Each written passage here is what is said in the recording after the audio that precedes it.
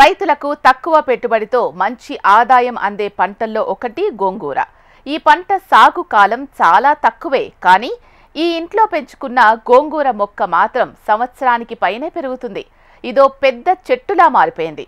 దీని ప్రత్యేకత ఏంటో ఒకసారి చూద్దాం. గోంగూర పంట సాగులో భాగంగా ఈ మొక్క దాదాపు 3 నుంచి 4 నెలల వరకు పెరుగుతుంది.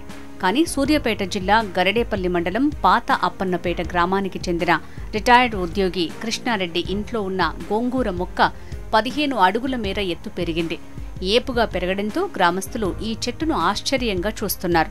ఇప్పటికీ ఈ పంట నుంచి వచ్చిన ఆకులను వినియోగిస్తున్నామని, ఎలాంటి ఎరువుల వినియోగం లేకుండా అన్ని మొక్కలతో పాటు పెరిగిందని కృష్ణారెడ్డి అంటున్నారు.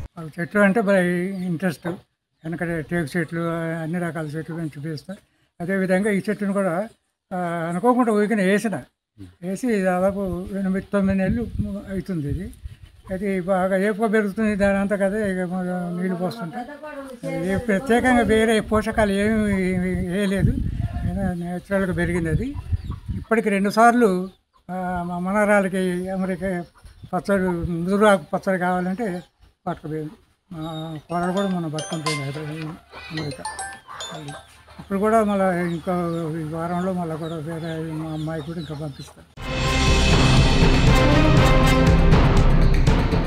మరి ఈ రోజు ప్రసారమైన కార్యక్రమంతో పాటు సాగుదారులకు ఉపయోగపడే సేద్య సమాచారం, అభ్యుదయ రైతుల అనుభవాల కోసం HMTV అగ్రి యూట్యూబ్ ఛానల్ని సబ్స్క్రైబ్ చేసుకోండి. ఇది ఇవాల్టి నేలతల్లి కార్యక్రమం. నమస్తే.